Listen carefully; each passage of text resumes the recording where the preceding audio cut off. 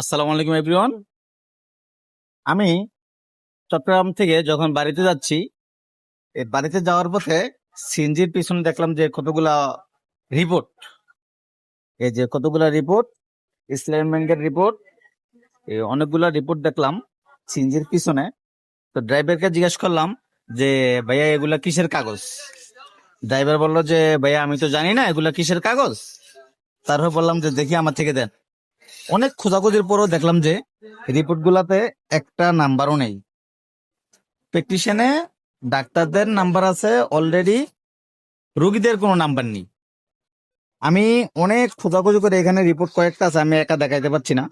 এখানে report 3-4টা report. তো এই ডাক্তারদের কোনো নাম্বার আছে কিন্তু রোগীদের নাম্বার নেই।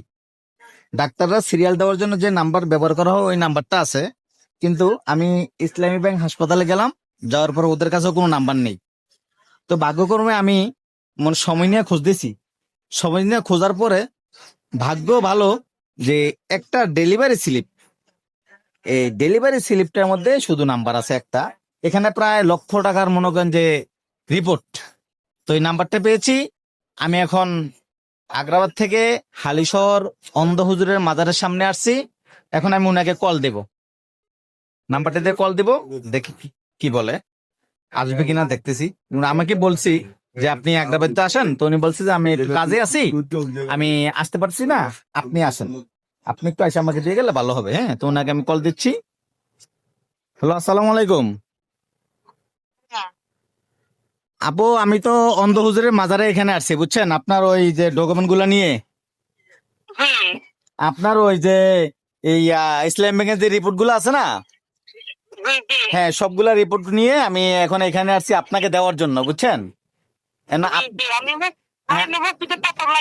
হ্যাঁ, অন্ধ হুজুরের মাজারে এখানে, হালিশহর অন্ধ হুজুরের মাজারে এখানে আমি আছি। আপনি কি আসবেন? হ্যাঁ, আপনি একটু কাল নিয়ে আসেন, আমার একটু কাজ আছে তো চলে যাব। আপনি একটু আসেন, আপনাকে হাতে এটা আমি একটু বুঝাই দিই। আচ্ছা, কতক্ষণ লাগবে আসতে? আচ্ছা আসেন, অন্ধ হুজুরের মাজারে এখানে আসেন। হ্যাঁ,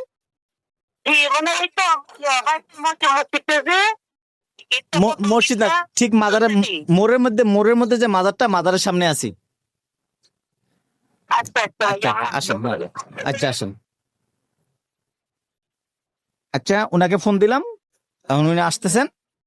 আসলে আমি পরবর্তীতে আবার ভিডিও দিব। আসসালামু আলাইকুম। অবশেষে আমি যে ওদিনে একটা ভিডিও ছাড়লাম, অনেক খোঁজাখুঁজির পরে এই